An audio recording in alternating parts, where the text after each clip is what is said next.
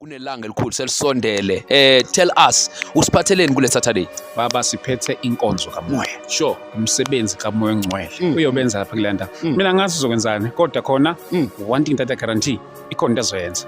Mr. ST kunomuntu othi ngiyagula, kunomuntu othi angisebenzi, kunomuntu othi ngibhekene nezinkinga, omunye uthi inhliziyo yami iyakhala, ngilahlekelwa abantu engibathandayo. Kunomuntu othi I don't have solution, I'm depressed. Yini abantu ongabathembisa yona kule Saturday? Kunento esho Paul esilomoya wavusa uKristu uma uhlala ke unamandla okuphilisa nemizimba yenegulayo. So ngamanye amagama umoya ongcwele lapho uzobenza imisebenzi okuphilisa nezifo zabantu, comfort inhliziyo zabantu, convict futhi ngoba noma ungakholwa uyakwazi ukushintsha uphenduka ube umzalwane. So ngamanye amagama ziningi izinto ezobenziwa umoya ongcwele ngalo lasuku. Sure.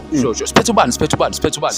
Bishop Espindlovu, indoda emuva kakhulu kwi-wisdom, siphethe prophet Mthetho, indoda emuva kakhulu kwi-prophetic. Siphethe ubaba Bishop Pierre Chiliza, indoda ekholela kakhulu ukuthi into ake sithi mase sikhulume ngayo bese sayiveza.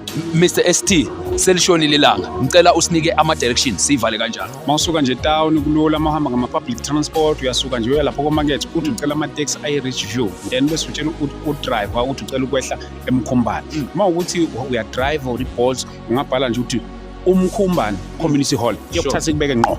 Sure. Bafowethu asihlanganeni khona. We are live ST Media, we are live ku YouTube tabane ST Dlamini, Sure. Facebook tabane ST Media, TikTok ST_Dlamini, zonke lezi ndawo sisila. Gifted Media TV, Gift Bennett Mabunda, so we see live. Asihlanganeni khona.